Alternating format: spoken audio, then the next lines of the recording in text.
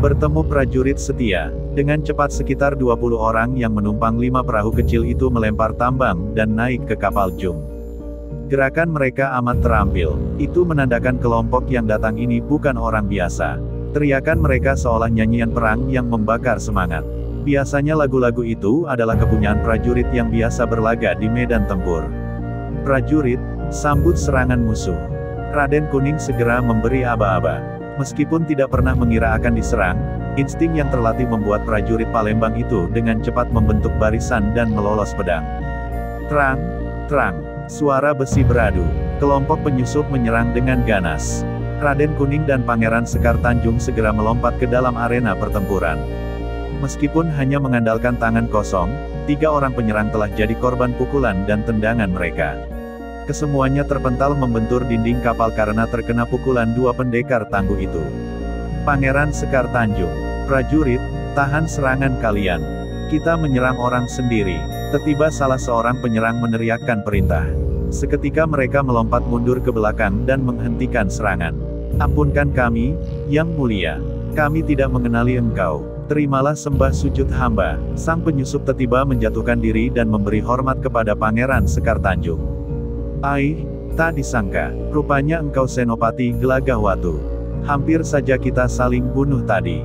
Mengapa kalian sampai menyerang kapal Jung ini? Pangeran Sekar Tanjung menyentuh pundak prajurit yang tengah bersujud itu. Kami, kelaparan pangeran. Sejak kemarin kami belum makan. Senopati Gelagahwatu memberi penjelasan dengan terbata-bata. Ai, cepat kalian mengisi perut dulu. Prajurit, hantarkan hidangan segera ke sini. Raden Kuning segera memberi perintah. Seketika prajurit Palembang mengambilkan makanan.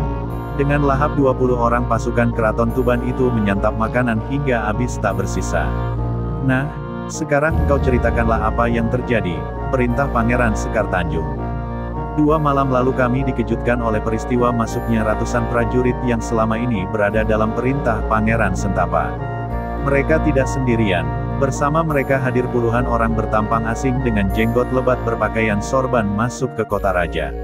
Peristiwanya begitu cepat sehingga kami semua tidak ada yang sadar jika mereka datang untuk memberontak terhadap kepemimpinan Kanjeng Gusti Haryo Balewot. Prajurit keraton di bawah pimpinan Sokalulung tak bisa berkutik karena dengan kepandaiannya, orang-orang bersorban itu telah menawan Kanjeng Gusti Haryo Balewot. Tanpa perlawanan, kami semua menyerah. Selanjutnya mereka melucuti senjata kami. Gelagahwatu memulai ceritanya. Lalu, mengapa kalian bisa ada di sini? Tanya Pangeran Sekar Tanjung. Hamba berinisiatif untuk menyelamatkan keluarga keraton, Pangeran. Di saat semua perhatian tertuju kepada Gusti Balewot, diam-diam hamba masuk ke dalam keraton. Saya melihat Pangeran Ngangsar tertidur. Tidak ada yang menjaganya. Yang ada di benak saya, jika Pangeran Sentapa ingin melanggengkan kekuasaan, maka akan berbahaya bagi Pangeran Ngangsar.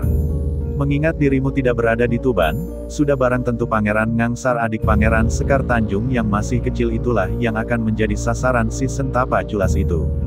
Tanpa pikir panjang, hamba melarikannya bersama 20 prajurit hamba yang setia. Kami memilih sisi timur pantai Tuban karena tempat ini jarang didatangi orang. Lalu, mengapa kalian memilih sembunyi-sembunyi seperti perompak datang menyerang kapal Jung ini? Tak patut perbuatanmu itu, Senopati. Pangeran Sekar Tanjung terlihat murka mendengar cerita Senopati Gelagahwatu.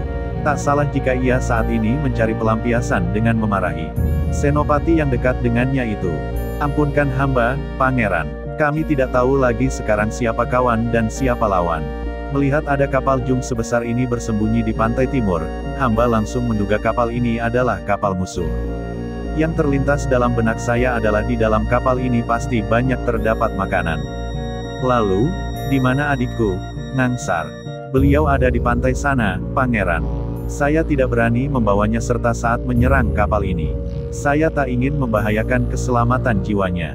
Segera jemput adikku, Ngangsar. Bawa ia ke sini. Baiknya kalian semua juga membawa peralatan kalian yang masih tertinggal di daratan. Bergabung denganku di kapal Jung ini. Kalian juga berilah salam hormat kepada pemilik Jung ini, Kakang Raden Kuning. Terimalah hormat kami, Raden. Serentak 20 prajurit Tuban itu menjurah hormat. Raden Kuning balas memberi hormat. Raden Kuning kenal dengan Senopati ini. Gelagahwatu merupakan salah satu senopati pilih tanding yang dimiliki Tuban. Ia bukan orang sembarangan. Dirinya adalah murid langsung dari Sunan Muria. Senopati Gelagahwatu juga memiliki kepandaian tinggi. Tak heran jika dalam usianya yang masih muda, ia sudah menyandang gelar senopati. Kedatangan yang tak terduga dari Senopati Gelagahwatu itu sangat bermanfaat bagi rencana penyerangan kota raja. Dengan berbekal informasi darinya, Raden Kuning dapat mengetahui kekuatan lawan. Bersama Pangeran Sekar Tanjung, ia menyusun strategi untuk menyerang kota raja. Raden Kuning memiliki ratusan prajurit pilihan yang dibawanya dari Keraton Palembang. Ia yakin akan kekuatan prajurit yang digemblengnya langsung itu. Jika berlaga di medan peperangan dengan prajurit Pangeran Sentapa, maka Raden Kuning yakin pasukannya masih lebih unggul. Meskipun Raden Kuning yakin dapat mengatasi pasukan Sentapa, tetapi Pangeran Sekar Tanjung khawatir dengan keselamatan keluarganya. Mengingat usia Adipati Tuban Haryo Balewot yang sudah tidak muda lagi, tentu tidak akan dapat diandalkan untuk melindungi seluruh anggota keluarga jika terjadi huru-hara di kota raja. Pangeran Sekar Tanjung meminta kepada Senopati Gelagahwatu dan Raden Kuning mengutamakan keselamatan keluarga keraton terlebih dahulu ketimbang merebut kembali Tuban dari tangan musuh. Jika kita langsung menyerang dan mengandalkan kekerasan, aku khawatir keselamatan keluarga keraton. Menyelamatkan ayahanda Haryo Balewot lebih penting dibandingkan kita merebut keraton. Aku ingin sebelum kita menyerang, keluarga keraton telah lebih dulu diselamatkan. Jika tidak bisa membawa mereka keluar dari kota raja, paling tidak ada orang atau pasukan yang melindungi mereka ketika kita menyerang. Pangeran Sekar Tanjung mengutarakan kegelisahannya. Baik jika begitu, maka kita akan mengatur siasat. Raden Kuning menimpali. Malam itu, sunyi menyergap. Suara riuh rendah dari serangga malam tak terdengar. Pun ketika 21 orang berseragam prajurit Tuban memaksa masuk lingkungan keraton dan ingin menghadap Pangeran Sentapa. Prajurit yang berjaga di gapura keraton dengan mata mendelik menghalangi langkah mereka. Sampaikan kepada Yang Mulia Pangeran Sentapa. Aku Senopati Gelagahwatu ingin menghadap. Kami membawa hadiah pernikahan untuk Yang Mulia. Cepat kalian hantarkan kami ke hadapan Yang Mulia. Suara Gelagahwatu terdengar keren.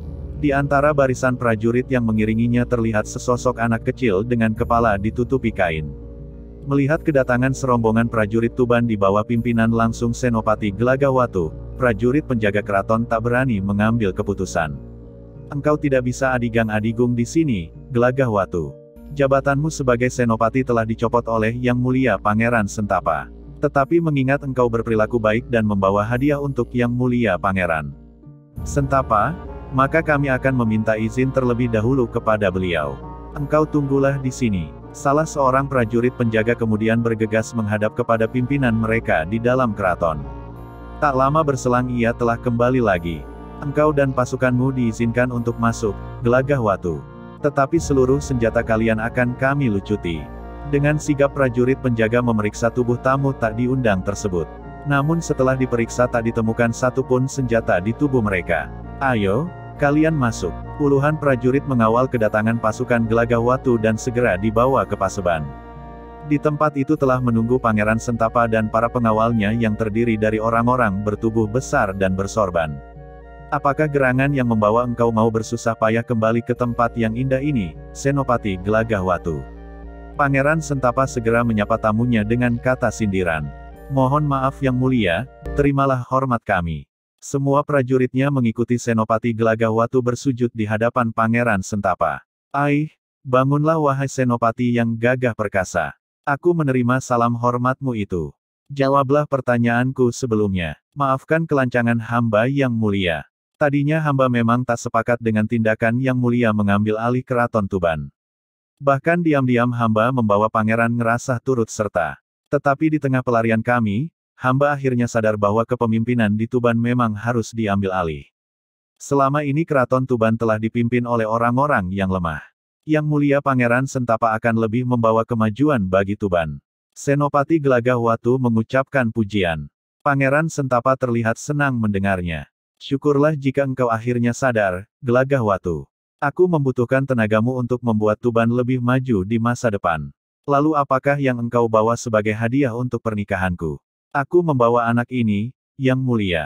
Semoga engkau berkenan menerimanya. Senopati Gelagahwatu mendorong anak kecil yang kepalanya tertutup kain.